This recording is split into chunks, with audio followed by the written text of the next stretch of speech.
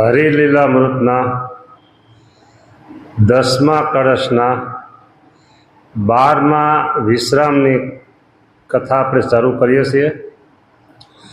લગભગ હરિભક્તોએ આ કથા બહુ ઓછા ભક્તોએ સાંભળી હશે. એ કથા કરવા આપણે જઈ રહ્યા છીએ. હરિલીલામૃતમાં 10 કળશ છે, 9 કળશ અને 10મા કળશના 10મા વિશ્રામ સુધી એ રસપ્રદ બધી કથાઓ આવી. થોડીક કથા વિરહની આવી, મહારાજે લીલા સંકેલી એટલે.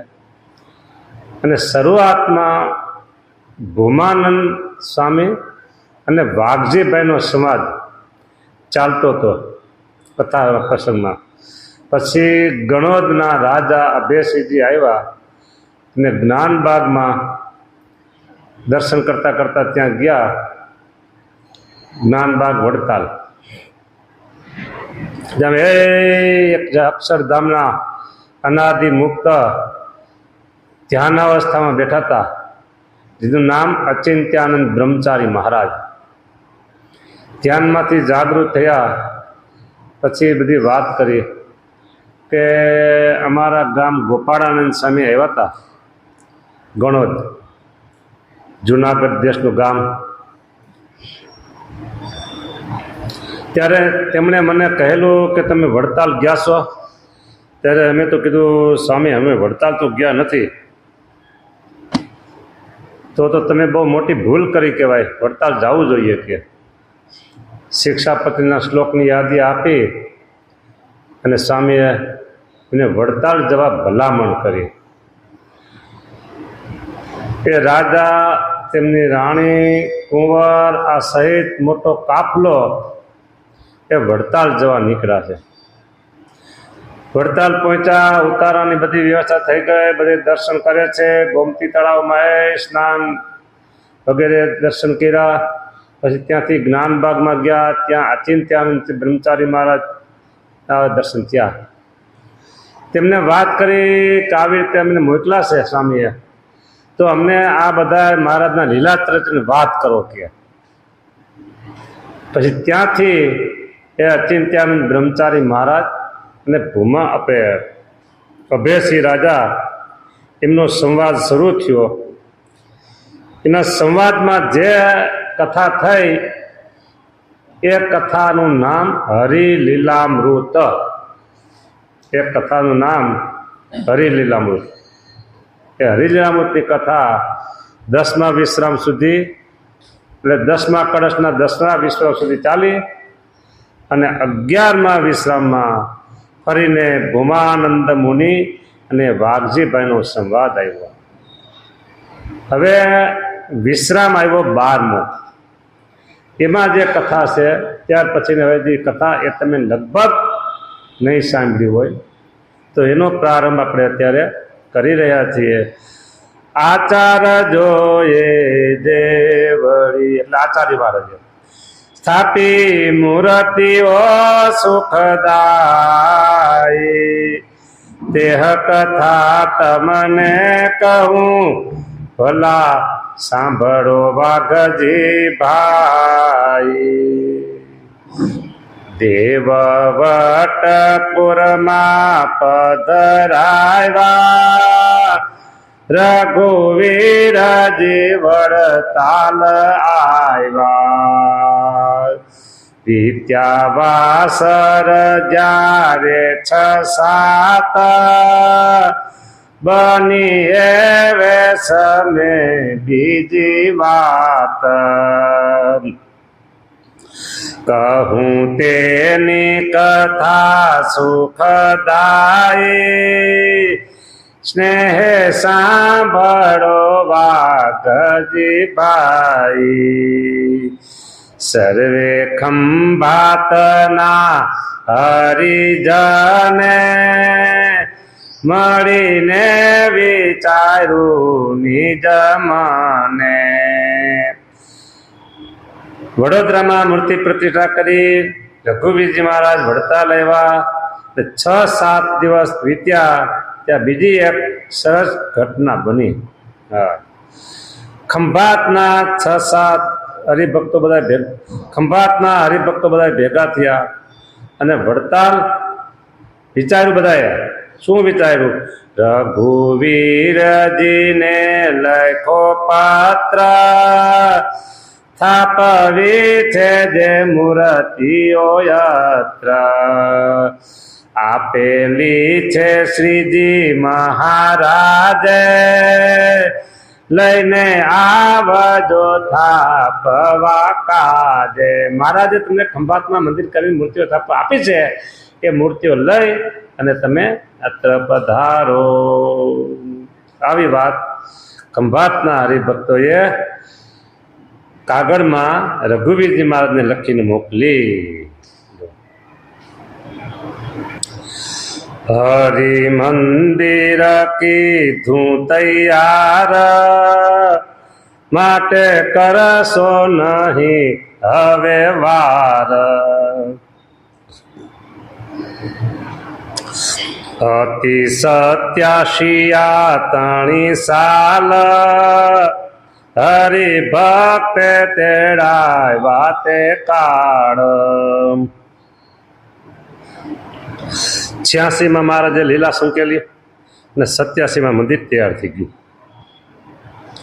ત્યારે આચાર્ય શ્રી રઘુવીર, નિત્યાનંદ મુનિ દ્રઢ ધીર, હરિભક્તની વિનતી વિચારી, જવા ખંભાત કીધી તૈયારી.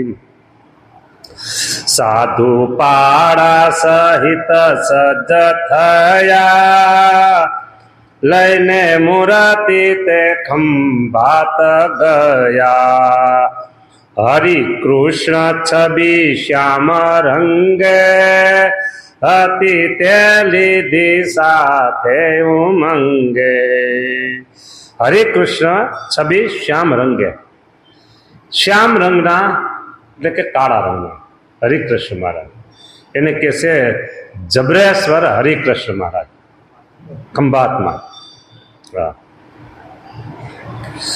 અને ભાઈ જો છે ને દેવનું દૈવત હોય, બધાયમાં હોય, બધાયમાં નો એમ ન હોય. રાજકોટ છે તો ઘનશ્યામ મહારાજનો મહિમા બધાને, એટલે આપણે એમ કહેવાય કે રાજકોટનું હૃદય એટલે ઘનશ્યામ મહારાજ. બરાબર. પછી વડતાલ હોય તો ત્યાં હરિકૃષ્ણ મહારાજ, સુરત હોય તો નારાયણ મુનિદેવ. આખા સુરતનું હૃદય એટલે નારાયણ મુનિદેવ. ખંભાત છે તો જબરેશ્વર હરિકૃષ્ણ મહારાજ. મૂળી હોય તો ત્યાં હરિકૃષ્ણ મહારાજ, ઘનશ્યામ મહારાજ. એટલે બધા જગ્યાએ આ દેવોનો જે પ્રતાપ અને ભક્તોની પ્રાર્થના સાંભળી અને એના સંકલ્પ પૂરા કરતા હોય એ ખોટું નથી બિલકુલ.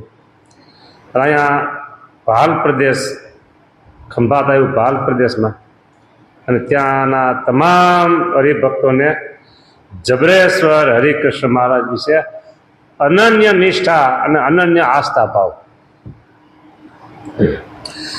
ઘઉં અને ચોખા આ બે વસ્તુ ભાલમાં થાય.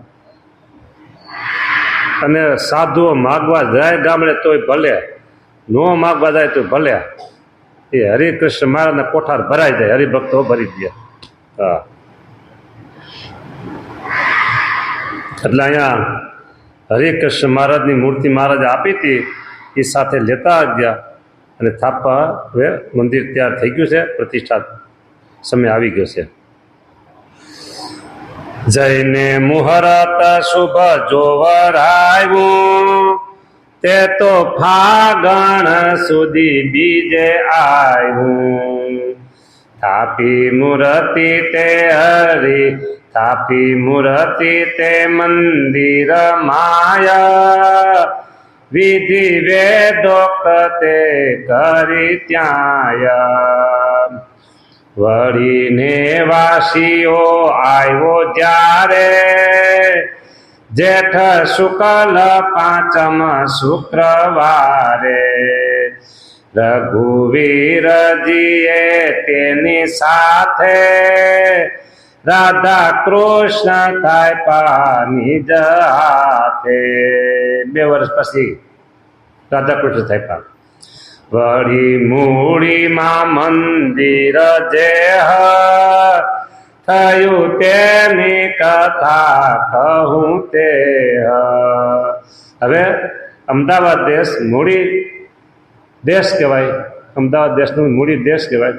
પણ ત્યાં કેવી રીતે મંદિર થયું એનો ઇતિહાસ બહુ જબર છે, બહુ જબર છે ઇતિહાસ. આપણી પાસેથી કલાક ઉપર સમય છે, કરશું. હા, મૂડીની કથા થયું તેની કથા. જ્યારે શ્રીજી સ્વધામ સીધાવ્યા તેના કાર્ય ઉપર જન આવ્યા.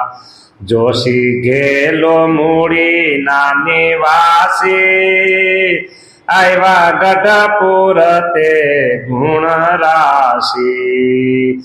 આજ્ઞા શ્રીજી તણી હતી તેને બ્રહ્માનંદે કહી તેને તે. આજ્ઞા શ્રીજી તણી હતી જે બ્રહ્માનંદે કહી તેને તે. મૂડીએ મોટું મંદિર કરવું એવું વચન છે તે ઉર ધરવું. કેલાભાઈ જોશી મૂડીના હરિભગત. ત્યાંના રાજાને જય સમજાવો ધામ કરવાને જગ્યા પાવો. કહે જોશી તે આજ્ઞા ધરીશ એ તો કામ જરૂર કરીશ. પછી તે મૂડીએ ગયા જ્યારે મળ્યા રાજાને રાણીને ત્યારે. પરમાર રામાભાઈ નામ તેનું રાજરૂડું તે હઠામ. બાઈ બાને રાજુ બાબે રાણી સતસંગમાં જે વખણાણી. રાજા પણ હરિભક્ત અનન્ય જેના ભાગ્ય હો ધન્ય ધન્ય. આમાં બધી વાત સમજાય છે એવી છે, એટલે કઈ વિવેચન કરવાની જરૂર રહેતી નથી. હા, ઘેલા જોશીએ વાત પ્રકાશી તે તો ભૂપતિને ભલી ભાસી. સુણી રાણીઓએ પણ ધાર્યું અહીં ધામ જો થાય તો સારું. કહે જોશીને એમ ભૂપાલ અમે આપશું જગ્યા વિશાળ. અહીં શ્રીજી તણું ધામ થાય ભલું ભાગ્ય અમારું ગણાય. પછી આવી પ્રબોધિની જ્યારે સમયો થયો શ્રીપુર ત્યારે. પ્રબોધની એકાદશી આવી અને શ્રીપુરમાં સમયો થયો. શ્રીપુર એટલે અમદાવાદ. ઝાલાવાડના હરિજન આવ્યા ઘેલો જોશી તે સાથે સીધાવ્યા. ઝાલાવાડના જે હરિદાસ બોલા અવધ પ્રસાદની પ્રસાદજી પાસ. ગામ મુખ્ય શિયાણી પ્રમાણ તાવી દેવળિયું ને મેથાણ. કરી આગ્રહ સર્વ ઉચ્ચારે કરો મંદિર ગામ અમારે. સુણી બોયલા બ્રહ્માનંદ સ્વામી, સહુ સાંભળો સંતોષ પામી. એમ બોયલા છે શ્રી ઘનશ્યામ, મૂડીએ કરવું મોટું ધામ. તાવી દેવળિયા, શિયાણી, બરાબર, મેથાણ, આ બધા ગામના ભક્તોએ કરી કે અમારા ગામમાં મંદિર કરો. બોલા કે અમારા ગામમાં બ્રહ્માનંદ સ્વામી કે તમે સાંભળો, સંતોષ રાખીને સાંભળો. પ્રભુએ એવી આજ્ઞા કરી છે કે મંદિર મૂડીમાં કરજો. પ્રભુની આજ્ઞા છે એટલે મંદિર તો મૂડીમાં જ કરવું જોઈએ. તમે બધા રાજી રહેજો. હા, મહારાજની આજ્ઞા આવી શકે. સમજાને? શ્રી ઘનશ્યામ, મૂડીએ કરવું મોટું ધામ છે. સુણી બોલિયા અવધ પ્રસાદ, તે તો છે મુજને પણ યાદ. અયોધ્યા પ્રસાદી મારે સાક્ષી પૂરી.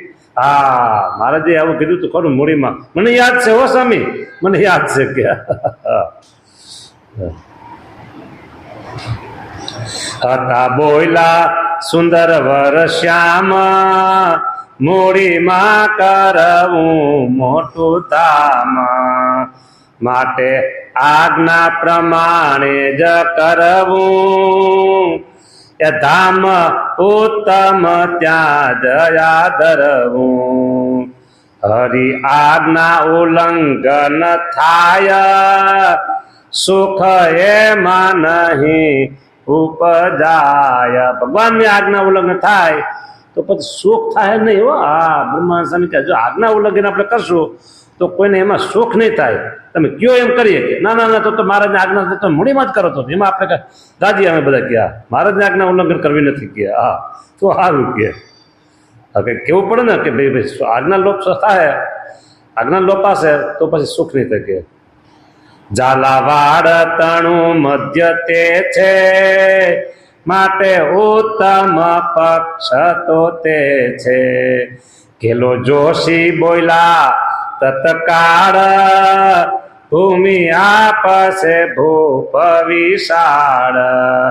મારી સાથે છે એવું કહાયું, પછી સૌ મળી ત્યાં જ ઠરાયું. ઘેલાભાઈ જોશી બોલ્યા રાજાએ મને વાત કરી છે કે મંદિર માટે અમે જમીન આપશું કે. હા, મને કીધું છે ખરું. તો કે સારું હાલો, સર્વાનું મતે મંજૂર કરો, મૂડીમાં જ મંદિર. હા, બધા ભક્તો રાજી થઈ ગયા. મેથાણ હોય તો ભલે, શિયાણી હોય ને શિયાણીના, તાવીને દેવળિયા ને બધા રાજી થઈ ગયા. કાંઈ વાંધો હાલો મૂડીમાં કરો, અમે અહીંયા દર્શન કરવા આવશું કે. હા,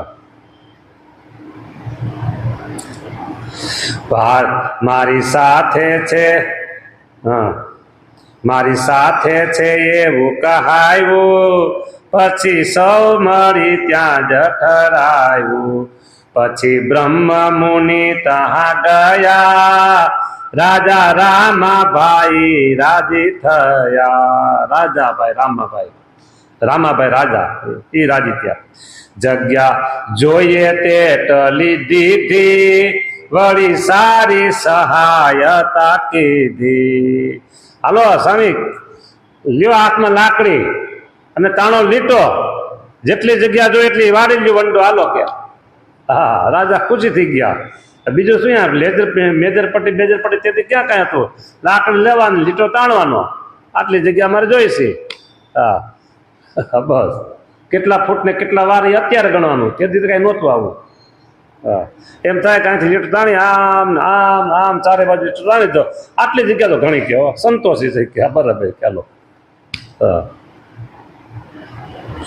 જેને હા બ્રહ્માનંદે હા મારા લાયક કામકાજ હોય તો પાછા રાજાએ કીધું એ પણ કેજો કે. બ્રહ્માનંદે પૂછ્યું પછી ત્યાંય, સારા પથ્થર નીકળે ક્યાંય. રામાભાઈને બ્રહ્માનંદ સાહેબ પૂછ્યું કે સારા પથ્થર ક્યાં મળે એ બતાવો કે. હા,